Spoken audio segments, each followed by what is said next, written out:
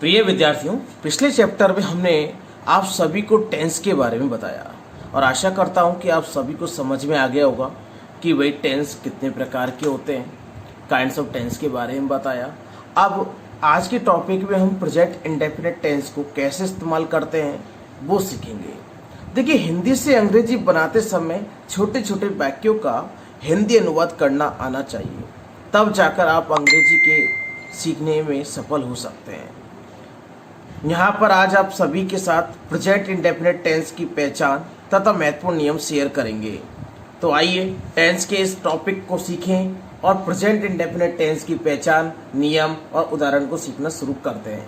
देखिए, present indefinite tense को हम सिंपल प्रेजेंट टेंस के नाम से भी जानते हैं। ध्यान दीजिएगा, सिंपल प्रेजेंट टेंस भी से कहते हैं। देखिए, सेंटेंस की पहचान क्या होती है वो देखिए। सेंटेंस की पहचान होती है हिंदी वाक्यों के अंत में ता है, ती है, ते है, ताहू आदि आते हैं। ध्यान दीजिए, हिंदी वाक्यों के अंत में ता है, ती है, ते है, ताहू आदि आते हैं। अब देखिए, प्रत्येक सेंटेंस में हमें देखना है कि ता है, ती है कहाँ पर आते हैं। तो देखिए, मैं सुबह जल्दी उठता हूं, तो देखिए इसमें ता हूं आ रहा है। मैं सुबह जल्दी नहीं उठता हूं। क्या तुम सुबह जल्दी उठते हो, तो देखो इसमें ते हो। वे हमें अंग्रेजी पढ़ाते हैं, वे हमें अंग्रेजी नहीं पढ़ाते हैं। क्या वे हमें अंग्रेजी पढ़ाते हैं, तो देखिए सब में ते हैं आ रहे हैं। तो आपको पता चल गया होगा कि देखिए क्या चीज़ है।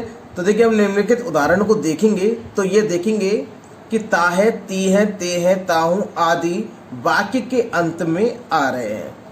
अब देखिए, ये टेंस का उपयोग हम क्यों करते हैं, कब करते हैं, तो देखिए हैबिचुअल एक्शन और डेली रूटीन वाले कार्यों के लिए हम इस टेंस का प्रयोग करते हैं। अब देखिए, हम बात करते हैं इस टेंस में कुछ बेसिक रूल्स होते हैं उनके बारे में। तो देखिए आगे चलते हैं हम। देखिए, ता है, मोहन जाता है, इस वाक्य में ता है आया है। ती है, जैसे वह पाठ याद करती है, इस वाक्य में ती है आया है। ते है, जैसे वे मैच देखते हैं, देखो इसमें, तो इस वाक्य में ते है आया है ना। अब ती है, मैं बाजार जाती हूं, इस वाक्य में ती हूं आया है ना। ते हो, तो तुम गाना गाते हो, इस वाक्य में ते हो आया है। अब हम बात करते हैं आगे अफर्मेटिव सेंटेंस के कुछ रूल्स की। तो यदि हम देखते हैं अफर्मेटिव सेंटेंस यानी स्वीकारात्मक वाक्य, यदि सब्जेक्ट का जो पर्सन होता है आई, यू, वी, दे हो, तो वर्ब में हम केवल फर्स्ट फॉर्म का उपयोग करते हैं। जैसे मैं खेलता हूं, आई प्ले। ध्यान दीजिए, देखो मैं खेलता हूं, आई प्ले। तुम खेलते हो, यू प्ले। हम खेलते हैं, वी प्ले। और वे खेलते हैं, दे प्ले। ध्यान दीजिएगा, अब मैंने एक ही वर्ब का प्रयोग किया है क्योंकि हम देखना चाहते हैं कि आई, यू, वी, दे, सिर्फ हमने पर्सन को रिप्लेस किया है, वर्ब वही रखी है। अब इसमें होगा क्या, सब्जेक्ट आएगा। सब्जेक्ट चाहे आई हो, यू हो, वी हो, दे हो, उनके साथ वर्ब की फर्स्ट फॉर्म का प्रयोग करते हैं। अब यदि सब्जेक्ट हमारा ही, सी, इट, नेम हो, देखिए सब्जेक्ट हमारा ही हो, शी हो, इट हो या नेम हो, तो उस कंडीशन में हम वर्ब की फर्स्ट फॉर्म के साथ एस या ई एस का प्रयोग करते हैं। ध्यान दीजिए, एक रूल होता है एस या ई एस का प्रयोग हम कब करते हैं वो सुनिए आप। अगर वर्ब का लास्ट अक्षर ओ, सी एच या डबल एस हो तो हम ई एस का प्रयोग करते हैं। जैसे गो, जी ओ, तो ध्यान दीजिए गो में ओ अंतिम अक्षर है तो इसमें लगेगा ई एस। ठीक है। टीच, टी ई ए सी एच, तो इसमें अंत का अक्षर है सी एस, तो इसमें भी लगेगा ई एस। तो देखिए, वह खेलता है, ही प्लेज, एस लगा। वह खेलती है, सी प्लेज, इसमें भी हमने एस लगाया क्योंकि ही, सी, इट, नेम के साथ हम एस या ई एस का प्रयोग करते हैं। अब देखिए आगे, कमला खेलती है, कमला प्लेज। अब इसको सेंटेंस को हम नेगेटिव की ओर जाते हैं। नेगेटिव में क्या होगा, नेगेटिव में हिंदी वाक्यों में आपको नहीं का प्रयोग मिलेगा और इंग्लिश में हमें नॉट का प्रयोग करना है। अब हमें ये ध्यान रखना है कि इसका रूल क्या है वो सुने। यदि सब्जेक्ट का पर्सन आई, यू, वी, दे हो तो हम उस जगह डू नॉट का प्रयोग करते हैं। ध्यान दीजिएगा, डू नॉट का प्रयोग करेंगे। कब करेंगे, जब हमारा सब्जेक्ट आई हो, यू हो, वी हो या दे हो। अब देखिए यहाँ पर आई है तो आई के साथ हमने डू नॉट का प्रयोग किया है। यू है तो डू नॉट, वी है डू नॉट, और दे है तो डो नॉट। तो देखिए मैं नहीं खेलता हूं, आई डोंट प्ले, तुम नहीं खेलते हो, यू डोंट प्ले, हम नहीं खेलते हैं, वी डोंट प्ले, और वे नहीं खेलते हैं, दे डोंट प्ले। अब इसका स्ट्रक्चर क्या होगा, देखिए सब्जेक्ट है, सब्जेक्ट हो अगर आई यू वी दे, ध्यान दीजिए सब्जेक्ट इन्हें कहते हैं, मैं तुम हम वे, और इनको अंग्रेजी में कहते हैं आई यू वी दे, और यह कोई नाउन हो सकता है।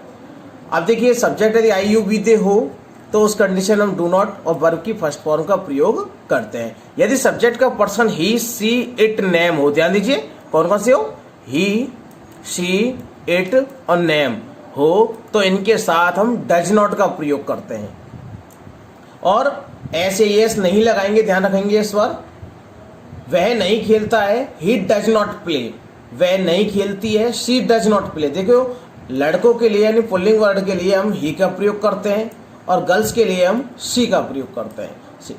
राम नहीं खेलता है, राम डज नॉट प्ले, और कमला नहीं खेलती है, कमला does not play.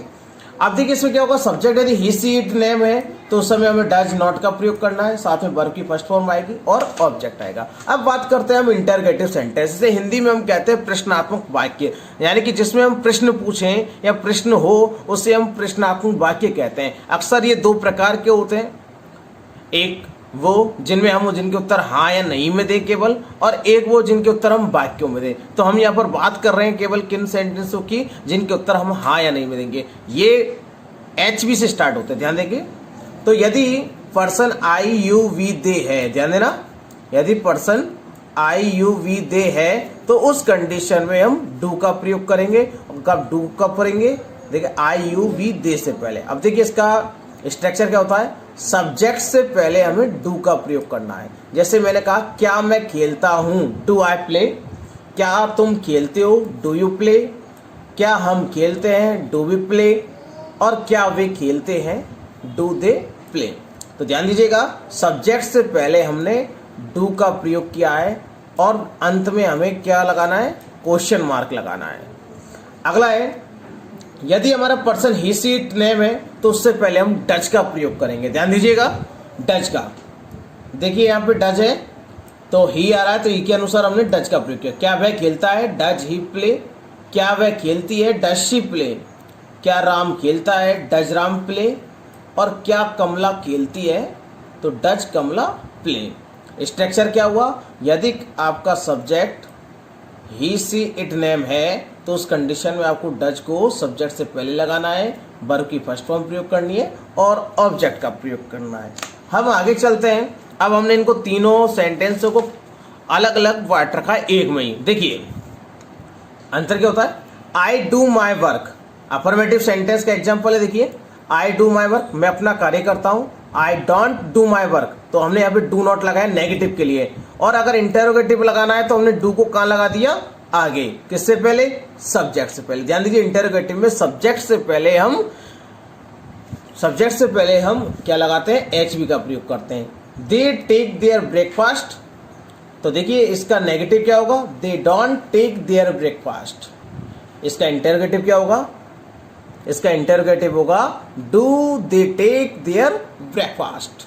You eat a mango, इसका नेगेटिव होगा you don't eat a mango. Negative क्या होगा, you don't eat a mango, और इंटरोगेटिव होगा इसका do you eat a mango.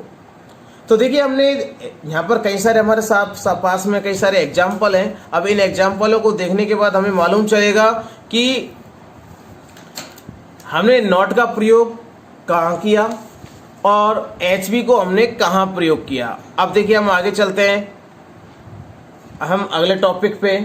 तो अगला टॉपिक है, देखिए कई सारे एग्जाम्पल है जो हमने यहाँ पर लिखे हैं। जैसे पहला एग्जाम्पल है अफर्मेटिव का, कुत्ते अजनबियों पर भौंकते हैं। ध्यान दीजिएगा, कुत्ते अजनबियों पर भौंकते हैं। देखा होगा अपने गलियों में अक्सर आप जाते हैं आते हैं तो कुत्ते भौंकने लग जाते हैं क्योंकि आप उनके लिए अजनबी होते हैं। तो देखिए इसकी पहचान इसकी अंग्रेजी होगी डॉग्स वार्क यानी होता है भौंकना, एट स्ट्रेंजर, और स्ट्रेंजर का अर्थ होता है अजनबी। मोहन का भाई झूठ बोलता है। आप देखिए मोहन का भाई, जब भी इस तरह के वर्ड हो, राम का भाई, मोहन का भाई, श्याम का भाई, तो हम इस जगह अपोस्ट्रोफ S लगाते हैं। इसका हिंदी अर्थ होता का। तो मोहन का भाई यानी मोहन्स ब्रदर टेल्स ए लाई, क्या होगा, टेल्स ए लाई। टेल्स ए लाई का मतलब होता है झूठ बोलना। तुम अपने पिता की आज्ञा मानते हो, यू ओबे योर फादर। ओबे यानी होता है आज्ञा का पालन करना, ध्यान दीजिए। और अपने पिता योर फादर, तो तुम अपने पिता की आज्ञा मानते हो, यू ओबे योर फादर। राम सदा सत्य बोलता है। सत्य बोलने को अंग्रेजी में बोलते हैं ट्रुथ, और बोलना का अर्थ होता है स्पीक। तो राम ऑलवेज, ऑलवेज यानी हमेशा, Ram always speaks the truth. वह अपने बच्चों को मारती है, सॉरी यहाँ पे मरती लिखा हुआ है तो मारती है, तो सी बीट्स, बीट्स यानी होता है मारना, हर चाइल्ड। वह बेईमानों से घृणा करता है, वह बेईमानों से घृणा करता है। घृणा शब्द देखिए, ही हेट्स, हेट्स यानी होता है घृणा करना यानी नफरत करना। डिसऑनेस्ट पर्सन यानी कि डिसऑनेस्ट का हिंदी अर्थ होता है बेईमान। मैं सुबह ताश खेलता हूं, I play the cards in the morning. ध्यान दीजिए, I play the cards in the morning, यानी ताश खेलने को अंग्रेजी में कहते हैं प्ले द कार्ड्स। हम नदी में नहाते हैं, we bath in the river, we bath in the river. मेरी माँ मुझसे बहुत प्यार करती है, बहुत, बहुत को अंग्रेजी में कहते हैं वेरी मच जगह। तो my mother loves me very much. मुझे कभी कभार, ध्यान दीजिए कभी कभार जब हम शब्द का प्रयोग करते हैं तो उसका अंग्रेजी होता है सेल्डम या रेयरली। तो I seldom get late for school, मैं कभी कभार क्या है स्कूल के लिए देर हो जाता हूँ या देर हो जाती है। तो I seldom get late for school. हम शनिवार को सिनेमा हॉल में फिल्म देखने जाते हैं। ध्यान दीजिए सेंटेंस बहुत लंबा है, आप देख के थोड़ा सा घबरा जाएंगे, लेकिन हमें इससे कोई मतलब नहीं है। हमें केवल एक चीज देखनी है, सबसे पहले सेंटेंस में सब्जेक्ट क्या है। तो हमने सब्जेक्ट देखा हम के बाद अब देखना है इसमें क्रिया क्या है, जाना यानी जाते हैं, तो उसको अंग्रेजी में लिखती है हमने गो। कहाँ जाते हैं, तो देखिए मूवी देखने के लिए, टू वॉच ए मूवी, हो गया। अब आपको प्लेस लिखना है, to cinema hall on Saturday. वे शाम को मैदान में हॉकी खेलते हैं, they play hockey in the ground in the evening. ध्यान दीजिए वे शाम को मैदान में हॉकी खेलते हैं। तो इसमें भी हमें सबसे पहले निकालना है सब्जेक्ट। सब्जेक्ट क्या है आपका दे। इसके बाद हमें देखना है क्रिया क्या है, क्रिया है इसमें खेलना, तो खेलने की अंग्रेजी होगी प्ले। फिर इसके बाद हमें देखना है कि क्या लिखना है, इन द ग्राउंड प्लेस है, और समय क्या है, इन द इवनिंग। अब बात करते हैं हम नेगेटिव सेंटेंस में। नेगेटिव सेंटेंस में देखो मैंने लिख रखा ऊपर ही, डू डज के बाद नॉट का प्रयोग करते हैं और वर्ब की फर्स्ट फॉर्म करेंगे। सोहन झूठ नहीं बोलता है, ध्यान देना अब नहीं शब्द आ गया है। तो Sohan does not tell a lie, tell a lie यानी झूठ बोलना, तो नॉट लगा दिया, झूठ नहीं बोलता है। मैं शाम को ताश नहीं खेलता हूँ, I don't play the cards in the evening, यहाँ पर हमने डू नॉट का प्रयोग किया है। अब बात करते हैं हम, तुम दिन में नहीं सोते हो, you don't sleep in the day. हम नदी में नहीं नहाते हैं, we don't walk in the river. ये लड़के सड़क पर नहीं खेलते हैं, these boys don't play on the road. ये, अब ये की अंग्रेजी जो होती है वो होती है, ध्यान दीजिए ये, तो ये को अंग्रेजी में कहते हैं हम दीज। सोहन अपना पाठ याद नहीं करता। सोहन, अब देखिए सोहन है नाम है इसलिए इसके साथ हमने डज नॉट का प्रयोग किया है। तो Sohan does not learn his lesson, मैं नहीं जानता हूं, आई डोंट नो। अगर हम ऐसे कहें कि मैं उससे नहीं जानता हूं तो आई डोंट नो हिम, मैं उसे नहीं जानता हूं। अब अक्सर बोलते हो ये बातें। वे शाम को मैदान में हॉकी नहीं खेलते हैं, they don't play hockey in the ground in the evening. ध्यान दीजिए they don't play hockey in the ground in the evening. वह बेईमानों से घृणा नहीं करता है, ध्यान दीजिए। अब बेईमान को अंग्रेजी में कहते हैं डिसऑनेस्ट। तो he does not hate dishonest person. मेरी माँ मुझसे बहुत प्यार नहीं करती है, my mother does not love me very much. मैं सुबह ताश नहीं खेलता हूँ, I don't play the cards in the morning. हम नदी में नहीं नहाते हैं, we don't walk in the river. ध्यान दीजिए हमने इतने एग्जाम्पल क्यों लिए, इसका एक ही कारण है, और एक कारण क्या है, आप जितने एग्जाम्पल करोगे उतनी ही आपको टेंस सीखने में आसानी होगी। अब बात करते हैं इंटरोगेटिव सेंटेंस। इंटरोगेटिव सेंटेंस में हम डू और डज को सब्जेक्ट से पहले रखते, ध्यान दीजिए। तो क्या तुम्हारा भाई लीलावती में पढ़ता है, तो does your brother teach in Lilavati. आप ये कोई शब्द है। फिर आगे क्या मैं झूठ बोलता हूँ, डू आई टेल ए लाई। ध्यान दीजिए सबके पीछे हमने क्वेश्चन मार्क का भी प्रयोग किया है क्योंकि प्रश्नात्मक वाक्य। क्या छात्र गाली देते हैं, do students abuse in school. थोड़ा सा मैंने सेंटेंस को अंग्रेजी में बढ़ा दिया है, क्या छात्र गाली देते हैं, तो डू स्टूडेंट्स एब्यूज, ये यहाँ तक ही हो सकता है। अगर ये सेंटेंस होता क्या छात्र स्कूल में गाली देते हैं, तो आपको लिखना होता ये वाला वाक्य। क्या तुम्हारे पिताजी देश की सेवा करते हैं, does your father serve the country. Serve यानी होता है सेवा करना, SERVE, सर्व, सर्व यानी सेवा करना। क्या सोहन फुटबॉल खेलता है? Does Sohan play football? Does Sohan play football. क्या हम गाना सुनते हैं? Do we listen song? Listen यानी होता है सुनना, सॉन्ग यानी गाना। क्या वह तुम्हें गणित पढ़ाता है? Does he teach your math? Teach यानी पढ़ाना। क्या वह बेईमानों से घृणा करता है? क्या वह बेईमानों से घृणा करता है? Does he hate dishonest person? क्या मेरी माँ मुझसे बहुत प्यार करती है? Does my mother love me very much? क्या मैं सुबह ताश खेलता हूँ? Do I play the cards in the morning? क्या हम नदी में नहाते हैं? डू वी वाथ इन द रिवर? अब हमने देखा था कि अफर्मेटिव सेंटेंस के अंदर हमने subject plus subject plus MB plus object का प्रयोग किया। नेगेटिव के अंदर हमने एचबी के बाद नॉट का प्रयोग किया, और इंटरोगेटिव के अंदर हमने क्या किया कि जो एचबी हमारी डू डज उनको सब्जेक्ट से पहले लिखा। अब बात करते हैं, अगर हमने प्रेजेंट टेंस के हिंदी से अंग्रेजी बनाने के रूल और नियम के साथ साथ प्रत्येक सेंटेंस को समझाया है, और उम्मीद है कि आपको प्रेजेंट इंडेफिनिट टेंस के अफर्मेटिव नेगेटिव टेंस के सेंटेंस अच्छे से समझ में आ गए होंगे। इसलिए हमने आपके लिए इंडेफिनिट की एक एक्सरसाइज लेकर आए हैं, जिससे आप ये जान सकते हैं कि आपको प्रेजेंट इंडेफिनिट टेंस समझ में आया या नहीं आया। ये आपके सामने कुछ रूल्स और हैं, मैं इनके बारे में बता देता हूँ। ये स्पेशल रूल्स हैं। देखिए, डेली हैबिट से साइंटिफिक प्रोवर्ब, साइंटिफिक फैक्ट या प्रोवर्ब को बताने के लिए भी प्रेजेंट इंडेफिनिट टेंस का ही प्रयोग करते हैं। जैसे डेली हैबिट क्या है? मैं रोजाना ब्रश यानी कि अपने दांतों को साफ करता हूँ या ब्रश करता हूँ, तो I brush my teeth daily.